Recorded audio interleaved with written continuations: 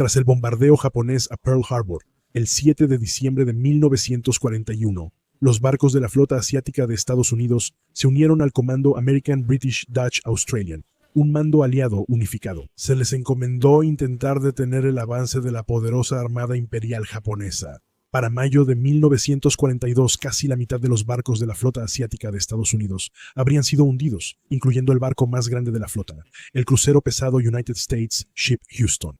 Pero la improbable supervivencia de uno de los barcos de esa flota es algo legendario. El asombroso viaje del United States Ship Marblehead es una historia que merece ser recordada.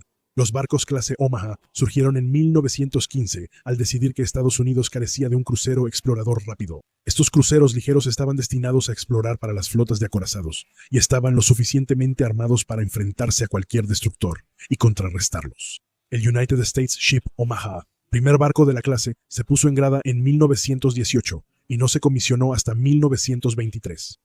556 pies con 6 pulgadas de eslora y un desplazamiento de 7.050 toneladas largas. Para cuando los cruceros ligeros clase Omaha fueron comisionados, los aviones navales ya habían asumido el papel de exploración táctica y nunca se usaron para el propósito para el que fueron diseñados.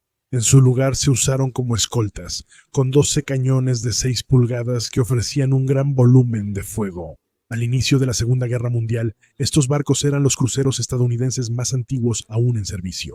Aunque habían pasado por cambios significativos entre guerras, mejorando su armamento antiaéreo y perdiendo sus bastidores de minas y montajes inferiores de tubos lanzatorpedos para mejorar la velocidad, su antigüedad ya se notaba.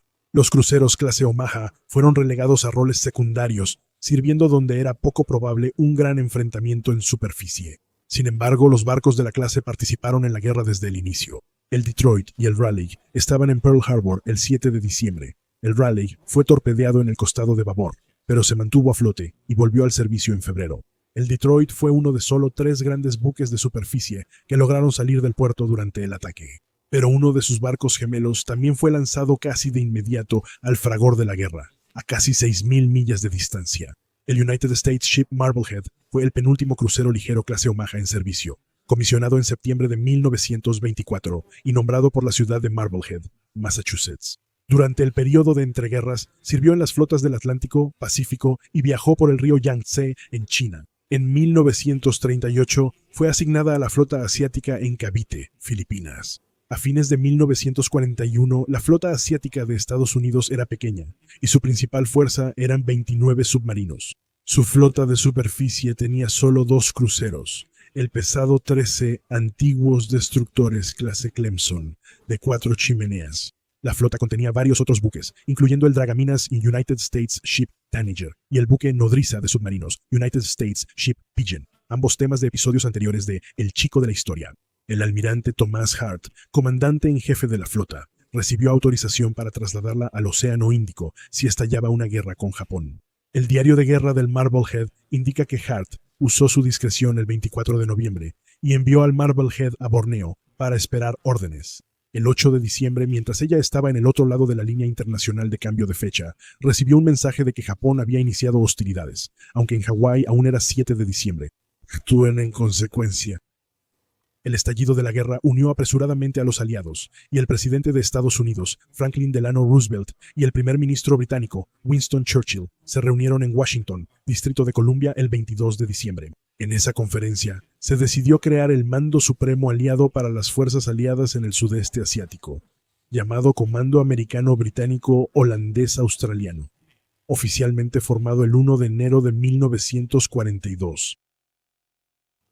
El propósito del Comando Conjunto de Tierra, Aire y Mar era detener a los japoneses en la península de Malasia, la llamada Barrera Malaya. El general británico Sir Archibald Wavell recibió el mando general, y el almirante Hart fue nombrado comandante naval. El mando entonces se vio extendido y superado en número, especialmente en las fuerzas aéreas y navales. Las fuerzas navales tenían cruceros británicos, holandeses y australianos. El Houston era el mayor barco estadounidense. El mando American British Dutch Australian fue en gran medida un desastre en todos los frentes. Los 2 barcos aliados más grandes en el sudeste asiático, el acorazado Príncipe de Gales y el crucero Repulse, fueron hundidos por aviones japoneses 3 días después de Pearl Harbor. En total desventaja numérica, lo mejor que la fuerza podía esperar era retrasar el avance japonés. En la batalla de Balikpapan del 23 de enero, 5 destructores estadounidenses atacaron a una fuerza invasora japonesa. Pese a fallas con sus torpedos, la fuerza hundió 4 transportes. Fue un éxito poco común en el que el Marblehead tuvo un pequeño papel cubriendo la retirada de los destructores. 11 días después, los aliados intentaron repetir el éxito atacando un convoy japonés en el estrecho de Makassar. La fuerza de ataque tenía 2 cruceros neerlandeses, 7 destructores, el United States Ship Houston y el United States Ship Marblehead. Antes de llegar, la fuerza aliada fue vista por bombarderos japoneses. El informe del Marblehead indica que a las 9:49 el barco fue a estaciones de defensa aérea. Establecer la condición Z encendió fuegos bajo las 6 calderas restantes y puso a todo el personal de control de daños, reparación y sistemas de control de calderas en sus puestos. Un grupo de bombarderos Mitsubishi G4 Muno, modelo 2 Badis y G3M2 NELS fue visto acercándose a las 9:53. El barco aceleró al máximo y giró a la izquierda mientras 2 grupos de aviones, uno de 9 y otro de 8, sobrevolaban. A las 10:05 8 aviones se acercaron por proa de babor. Hasta entonces, las maniobras y el fuego antiaéreo protegieron el barco. A las 10:08, uno de los aviones echaba humo y el barco maniobraba rápido. El capitán Arturo Granville Robinson, graduado de la Academia Naval de Estados Unidos en 1913, ordenó máxima velocidad y timón a la derecha. A las 10:17, 9 aviones más atacaron por la proa de estribor, lanzando 7 bombas que cayeron muy cerca por babor. Se vio a uno de los aviones perdiendo altitud, y el barco concentró su fuego en ese avión, que se estrelló a unos 1000 metros de la proa de babor.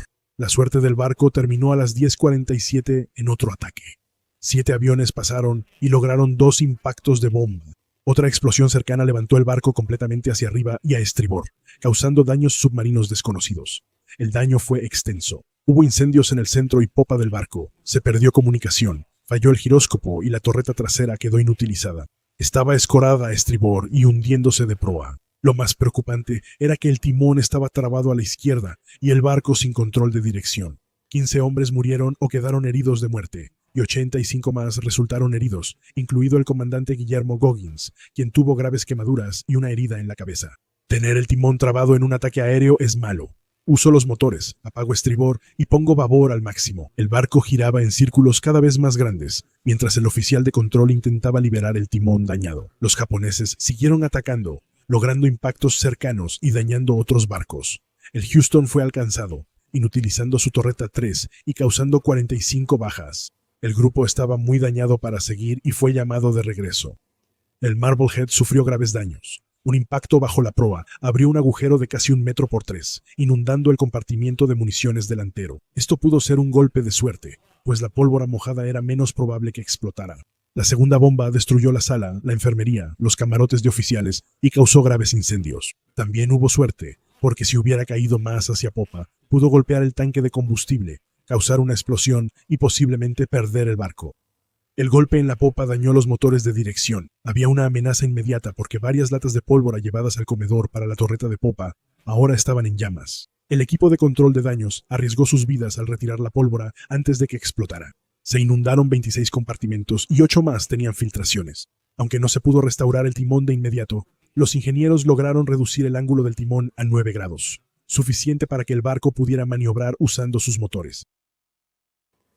Sin suficiente combustible, el capitán Robinson tomó una decisión. Escoltados por 2 destructores estadounidenses, fueron al puerto de Chillichop, en la costa sur de Java, para reparar el barco y atender a sus heridos. El trayecto fue difícil. El barco iba rápido y bajo en el agua. El agua entraba a la fuerza por el agujero en la proa, y una bomba que habían colocado a mano apenas podía mantener el ritmo. El barco también tuvo que ser navegado a la vista porque el giroscopio estaba destruido.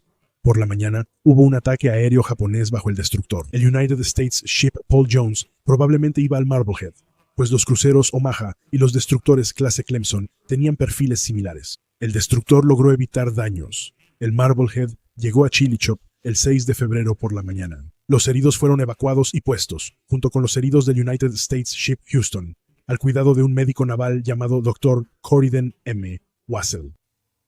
El único dique seco del puerto era flotante y muy pequeño para el Marblehead. Sin embargo, un trabajo cuidadoso permitió elevar la proa del barco. El almirante Hart llegó, inspeccionó el barco y al ver el esfuerzo para mantenerlo a flote, dijo a la tripulación: «Me siento orgulloso de estar en la misma marina que ustedes. Las reparaciones se hicieron rápido porque los japoneses avanzaban por tierra y mar.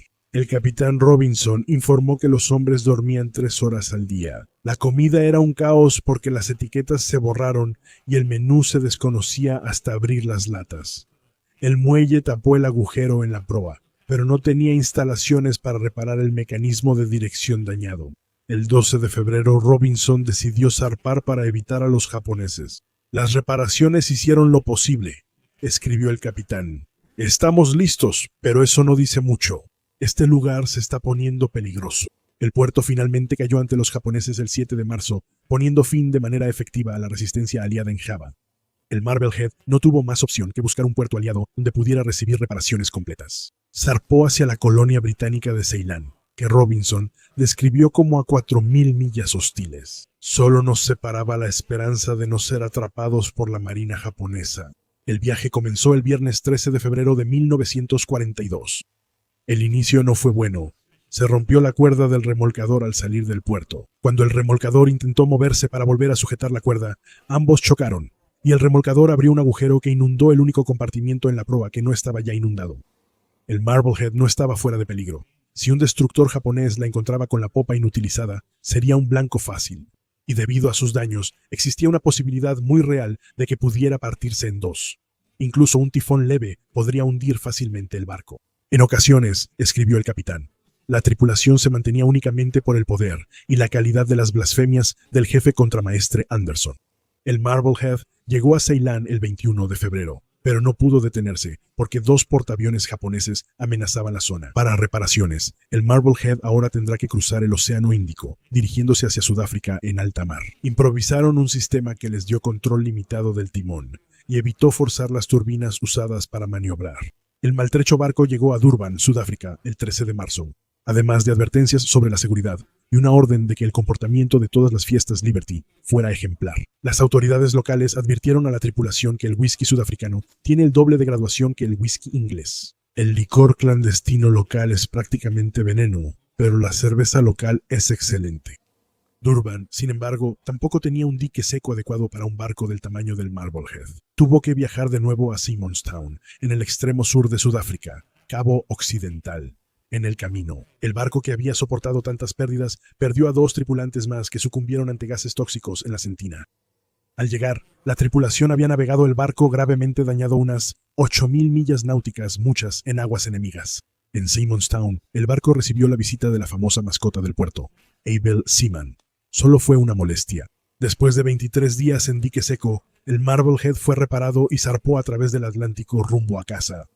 Cuando el United States Ship Marblehead llegó a Nueva York el 4 de mayo, había completado un viaje de más de 16.000 millas. Hazaña extraordinaria para un barco tan dañado que viajó sin escolta por muchas millas de aguas enemigas. Entre los muchos premios que se otorgaron a la tripulación, el oficial de control de daños del barco, el teniente comandante Martin Drury, recibió la Cruz de la Marina por sus esfuerzos extraordinarios al detener y reparar los daños en la nave. Otra historia extraordinaria fue la de los heridos en Java. La Marina evacuó a los heridos que podían caminar, pero los que no serían dejados atrás. No quiso que los 12 hombres heridos graves fueran prisioneros de los japoneses. El Dr. Wassell, ex misionero enlistado al iniciar la guerra, decidió quedarse y logró encontrarlos. Los llevó con una unidad antiaérea británica a la costa y les consiguió pasaje en un barco holandés rumbo a Australia. El presidente Roosevelt relató la historia de Wassell en su charla junto a la chimenea el 28 de abril. Inspiró un libro y una película de Hollywood con Gary Cooper. Wassell recibió la Cruz de la Marina. Irónicamente, el daño al Marblehead pudo haber salvado el barco. La guerra fue desfavorable para el mando American British Dutch Australian, y casi la mitad de la flota asiática de Estados Unidos se perdió para mayo. El Houston se perdió en la batalla del Mar de Java el 28 de febrero. El Marblehead iba rumbo a Sudáfrica. El destino del Houston no se descubrió hasta 9 meses después, y la historia completa no se supo, sino hasta después de la guerra. Después de llegar a Nueva York y someterse a más reparaciones, el Marblehead sirvió en el Atlántico Sur y participó en la invasión del sur de Francia. En agosto de 1944 fue dada de baja y retirada de las listas navales.